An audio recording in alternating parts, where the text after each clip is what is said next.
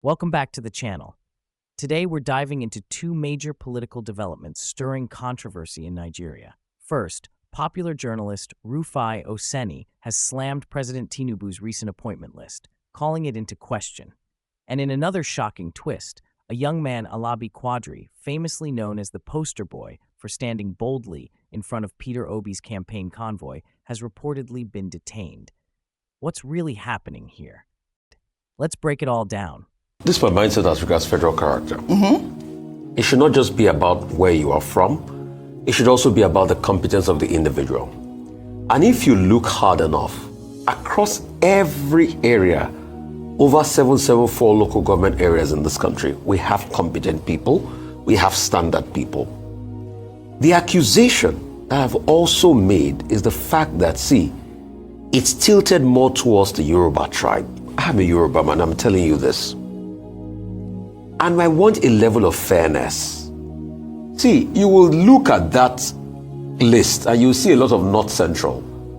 Like some of these NNPC appointments recently made. They will claim they're from North Central, but they're from Yoruba ethnic group. And that's just what it has become. When people start to have that perception that, oh, it's a Yoruba government, that's not fair. And a leader must absolve themselves from all of this. See, let's go back to the Civil War. These were exactly the concerns during the Civil War. Federal character has always been a big issue. We all even set up a Federal Character Commission. We must be able to have a level of balancing, and that must start from the perspective of the leader. The leader must be able to incorporate many parts. It has to be said. Please correct me if I'm wrong. During Olusegun Obasanjo's time, did we ever have a need to say it was a Yoruba-based government? No. In fact, the accusation against Olusegun Obasanjo then was that it was a Southeast government, an Igbo government, because he embraced a lot of people from the Southeast. So that's what we are talking about. And you see, I do not like the vituperations and the jerking reactions from the presidency, because when you make any comment, they think you are attacking them. No, we want the best for the country. Right. They should stop this constant case of Jakboroism. Jakboro fidgety. What does it mean? Jakboro means you wiggle. You are so quick to respond. No. And Ali Ndume was apt when he said, we know that their foot soldiers are going to come at me. Yeah.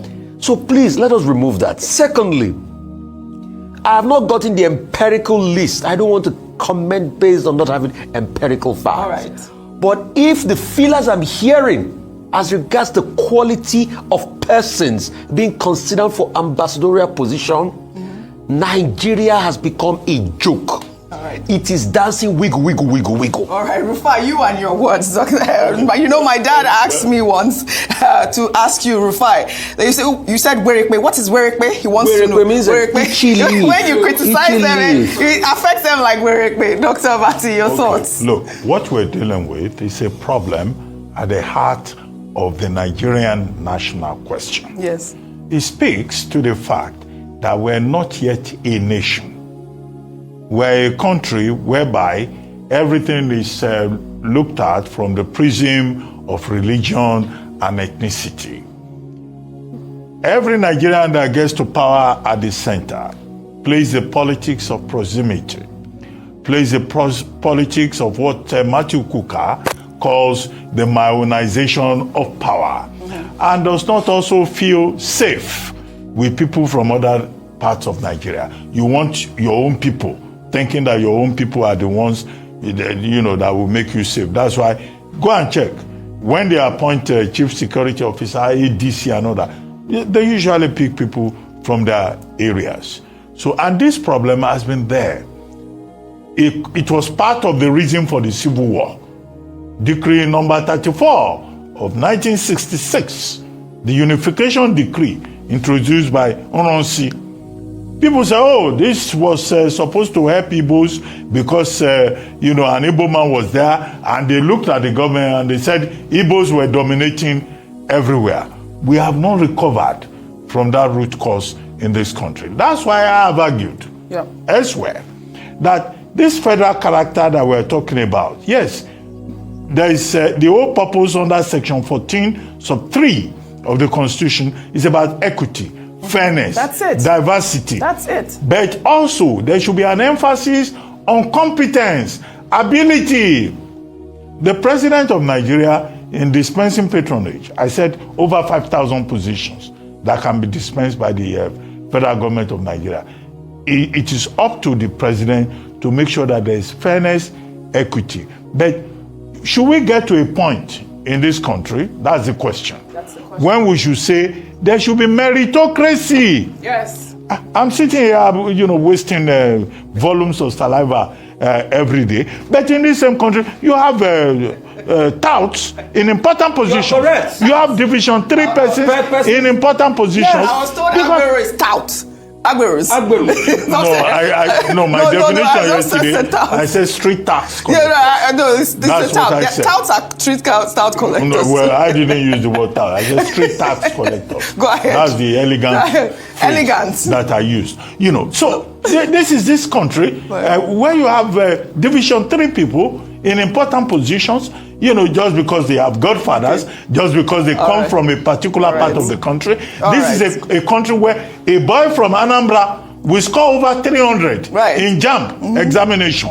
He will not get admission. Somebody will score 100 from Kebbi State. He will enter university. And then before you know it, he will end up as a permanent secretary or as a Supreme Court judge. Right, all right. No, that kind of thing does not go well for national development. This is the question. We have to return to that conversation when we merit matter in Nigeria. Well said. We are appealing for meritocracy. Meritocracy, really. Human rights lawyer Inibehe Effiong, in a post on X on Wednesday, exposed the case of Alabi Kadiri, a boy who gained popularity after he stood in front of the convoy of Peter Obi, the 2023 presidential candidate of the Labour Party, during the election campaign. Effiong stated that Kadiri, who is under 18, has been detained in a Lagos custodial center since January 2025. According to his mother, Alabi's ordeal began after he refused to share the gifts he received with area boys in his locality who felt entitled to a share of his money. Effiong stated that the area boys reportedly abducted Alabi and took him to a police station, claiming that he was involved in street fights. Well, in a twist of events, the police charged Alabi with armed robbery involving cutlasses, along with 4 others alleging theft of money and mobile phones worth 579,000 naira. Effiong further claimed that after interviewing Alabi, he believed the minor was a victim of Nigeria's criminal justice system. Let me read some part of Effiong's tweet. He wrote on X, "I spent about 2 hours interviewing Alabi about the veracity of the charges brought by the police. Speaking objectively, we all left Kirikiri with a strong conviction that this gentleman is just another victim of Nigeria's criminal justice system." The last point that we want to state on the record is that Alabi is a minor. He is less than 18 years. Currently, Alabi has appeared before the magistrate on 3 occasions. The court remanded him along with the 4 strange individuals who are all adults at the custodial center, pending legal advice by the Lagos State Director of Public Prosecutions.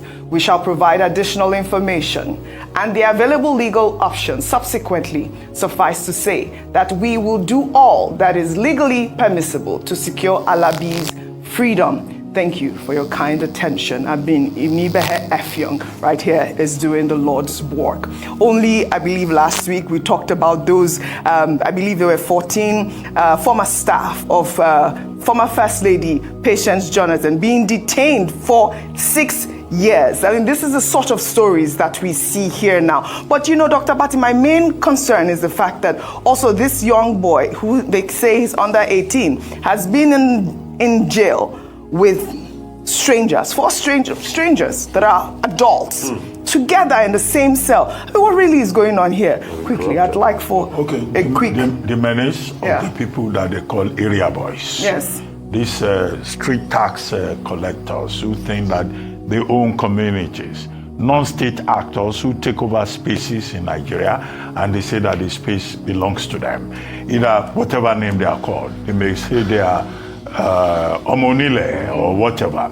Now, this young man was appreciated by Mr. Peter Obi during the campaigns in 2023. He gave him money because of that heroic picture that you saw. He was, showing that, he was an obedient. And then the area boys in the neighborhood said that they expected to be settled. Because he didn't settle them, according to NigeriaPoliticsToday, they started harassing him, saying that he must give them. They call it Oworita.